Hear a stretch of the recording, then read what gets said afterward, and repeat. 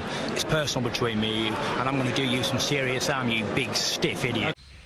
The untouchable True School Sports Empire proudly presents something the boxing games are missing. Hey, what's going on? It's your boy BT, and I came here to talk some boxing with the thousands of True School Sports subscribers. All right, so let's get this morning started off properly here on True School Sports. By the way, shout out to everybody out there in the world who's been showing me mad love and mad support for my recent appearance on the Portaway podcast. Make sure you guys definitely go over to the Portaway podcast and the most recent episode we do with Brian Mendoza, and go to the comment section and let them know that you want me back on the Portaway podcast, because I had a lot of fun and I do want to come back.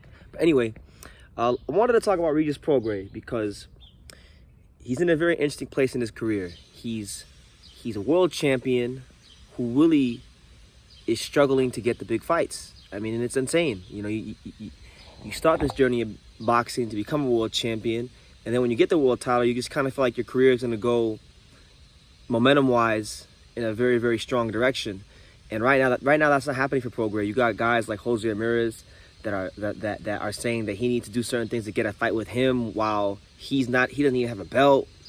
You know, Probellum, his promotional company, basically went out of business and sold most of their fighters to this new company called Disrupt Promotions, which is ran by some sort of like Swedish or Swiss or whatever, South African businessman, whatever he is.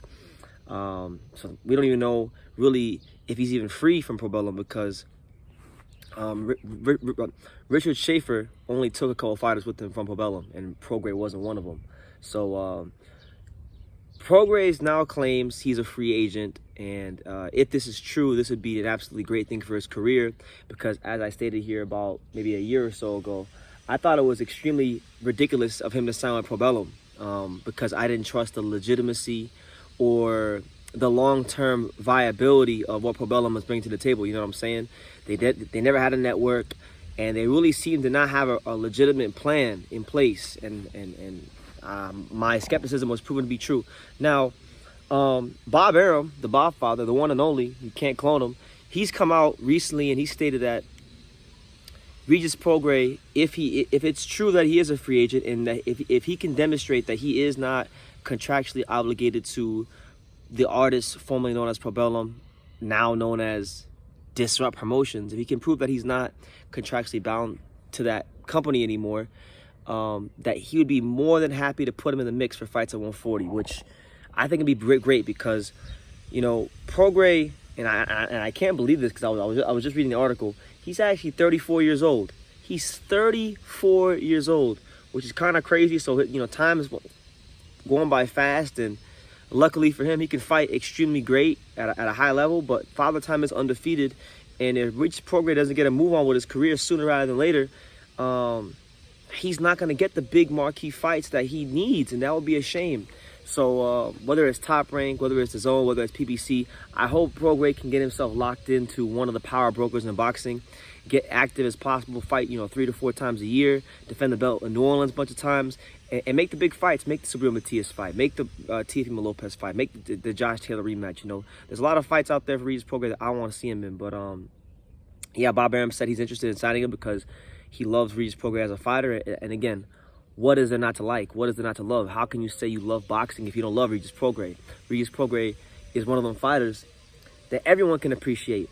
The hardcore boxing fans can appreciate him. The boxing purists can appreciate him. And he has a style that, when presented to casual fans, would really attract and make an impression with the casual fans. And he speaks well, and he's cool. And he's a cool guy. You know, he's a cool guy just all the way around the board. So there's really not much to dislike when it comes to Regis Prograis. So, yeah, if he does go the Top Rank route and Bob Arum does sign him, I mean, I named a couple of the names for you. You got guys like Teofimo Lopez. You got guys like Josh Taylor. You got some of the fighters from 135 that could be coming up to 140 in the near future, like Devin Haney. That could be a big fight for him. So let's hope something comes of this, because Arum has expressed an interest. You know, Top Rank is a company that they're not going to sign you if they feel like you're not worthy or not a profitable fighter that they can build off of. So I feel like they see value in Prograis. I'm sure Prograis would see value in them. Now it's just all about, okay, Did Prograis do his business right? Is he really contractually free from Probellum, aka Disrupt Promotions? Because who knows when companies disband like that and they're not a thing, and they sell your rights off to another promoter, you may want to get out the contract, but it just becomes it becomes a real pain in the ass. So hopefully, that's not really an issue for him. But yeah, on that note, let me know what you guys think. What do you guys think? Do you think Top Rank should sign Regis Prograis? Do you guys think it's a fit for Regis Prograis? I personally think it is, because he's at a stage of his career where he needs the big fights. He needs to be on networks television, and ESPN can provide that for him better than any promoter in boxing. They got the ESPN platform. They got some high-profile names in this division, such as Jose Ramirez as well, who I didn't even mention, which would be great because now he can go beat the brakes off Ramirez, who's making all these excuses to not want to fight him.